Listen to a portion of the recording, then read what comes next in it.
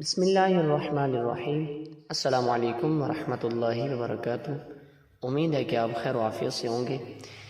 آج ہم سنتے ہیں حضور غوث پاک رحمۃ اللہ تعالیٰ علیہ کے بڑے شہزادے حضرت سید عبد الرزاق قادری رحمۃ اللہ تعالیٰ علیہ فرماتے ہیں کہ جب میرے والد محترم کی شہرت ہو گئی تو آپ نے حج ادا فرمایا، اور سفر حج میں آپ کی سواری کی باغ یعنی کہ لگام پکڑتا تھا۔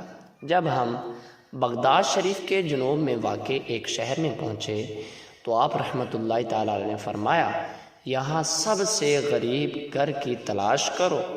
ہم نے ایک ویرانے میں اون کا ایک خیمہ دیکھا کہ جس میں ایک بوڑھا، بڑھیا اور ایک لڑکی تھی۔ حضور غوث پاک رحمۃ اللہ تعالیٰ علیہ نے اس بوڑھے سے اجازت لی اور اپنے ساتھیوں کے ساتھ اس ویرانے میں ٹھہر گئے۔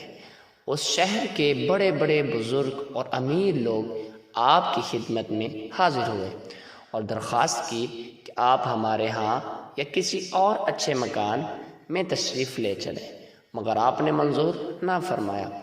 اس شہر کے حاکم نے آپ رحمۃ اللہ تعالیٰ علیہ کے لیے بہت سی گائیں، بکریاں، کھانا، سونا، چاندی، سامان اور سفر کے لیے سواریاں بھیجی، اور لوگ ہر طرف سے آپ کی خدمت سراپائے عظمت میں حاضر ہوئے۔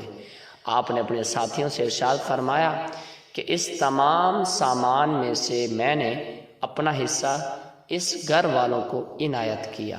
یہ سن کر انہوں نے عرض کیا کہ میں نے بھی اپنا حصہ گفٹ کیا۔ اس طرح وہ تمام مال اس بوڑھے اور بڑھیا اور لڑکی کو دے دیا۔ رات آپ وہاں ٹھہرے اور صبح کو روانہ ہوئے۔ فرزند غوث اعظم حضرت سید عبد الرزاق قادری رحمۃ اللہ تعالیٰ علیہ فرماتے ہیں، کئی سال کے بعد اس شہر میں میرا گزر ہوا، کیا دیکھتا ہوں کہ وہ بوڑھا وہاں کے رہنے والوں میں سب سے زیادہ مالدار ہے۔ اس نے مجھ سے کہا کہ یہ سب کچھ اس رات کی برکت ہے جب غوث پاک ہمارے یہاں تشریف لائے تھے اور ہمیں نوازا تھا۔ سبحان اللہ، میرے مرشد نے غریبوں کو پہلے نوازا، مگر ہماری توجہ مالداروں کی طرف زیادہ اور غریبوں کی طرف کم ہوتی ہے۔